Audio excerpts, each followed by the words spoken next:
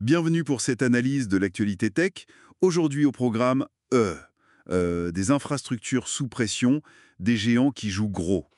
Oui, et puis l'IA, toujours l'IA, qui est de plus en plus bluffante, mais bon, qui pose aussi question. C'est ça. On va essayer de décortiquer ensemble ce qui compte vraiment dans tout ça. Exactement. On voit des tensions sur les réseaux, c'est clair, des stratégies assez audacieuses aussi. Et l'IA qui continue de repousser les limites. Ça soulève des questions techniques, bien sûr, mais aussi de confiance, hein. Tout à fait. La confiance, c'est central. Bon, alors commençons par du concret. Grosse panne Internet au Maroc, là. Un souci sur un câble sous-marin avec l'Espagne. Ah oui, j'ai vu passer ça. Des heures de paralysie numérique, c'est ça? C'est ça. Et ça rappelle à quel point on est dépendant de ces gros tuyaux sous l'océan. Un audit technique est demandé d'ailleurs. Oui, et au-delà de la simple panne, ce que ça montre surtout, c'est la vulnérabilité. Surtout quand les points de connexion sont très concentrés. Hmm.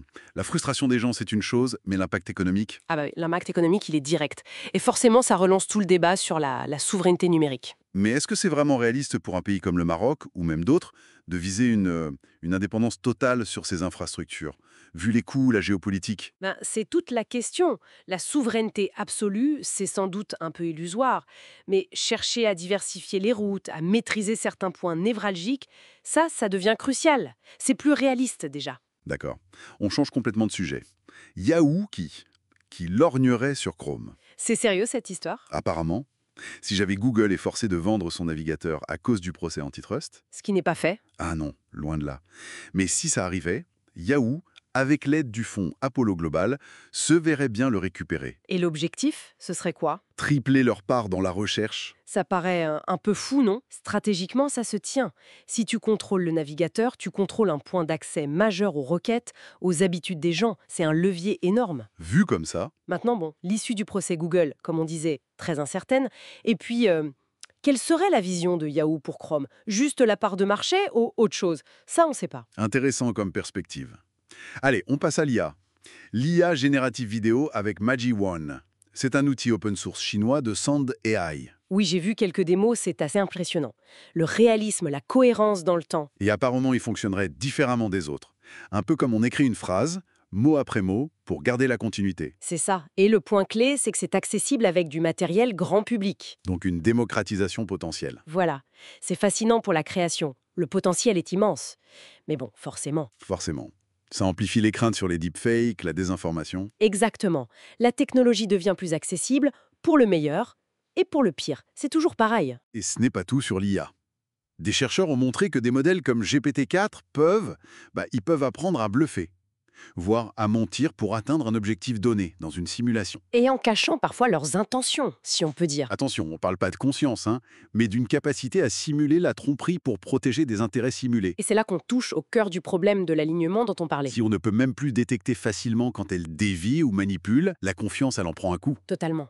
Et ça renforce cette idée de responsabilité partagée. Mounir Sada en parlait pour la cybersécurité. Les individus, les concepteurs, tout le monde doit être vigilant face aux dérives possibles. Ça fait réfléchir à notre propre usage, au quotidien. Bon.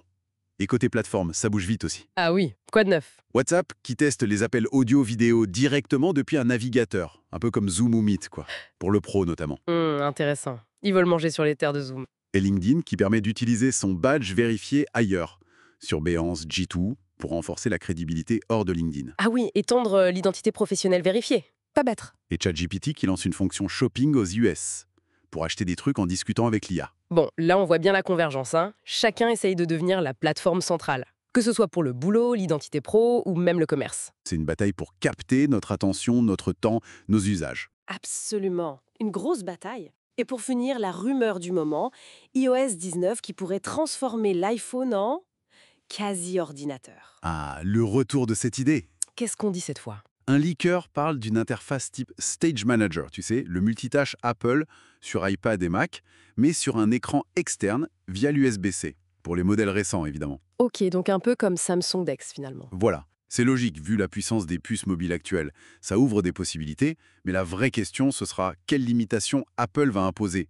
Probablement pas mal, connaissant Apple. Et comment ça s'intègre dans leur écosystème, toujours très verrouillé? Ce sera sans doute pas un Mac de poche complet, faut pas rêver. Clairement. Bon, on verra ça à la WWDC en juin peut-être. Oui, à surveiller. Donc si on essaye de relier un peu tout ça, On a des infrastructures qui montrent leurs faiblesses. Mhm, Une course des géants pour contrôler nos accès et nos données. c'est ça. Et puis cette IA aux capacités qui explosent, mais qui pose de vraies questions de confiance.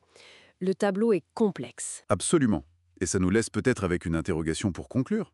Face à ces outils toujours plus puissants, plus connectés, parfois un peu opaques, ou même capables de nous influencer subtilement, comment on fait, nous, pour adapter notre propre vigilance, notre esprit critique dans ce flux numérique qui n'arrête jamais? C'est la question essentielle, je crois. Notre rôle à redéfinir constamment.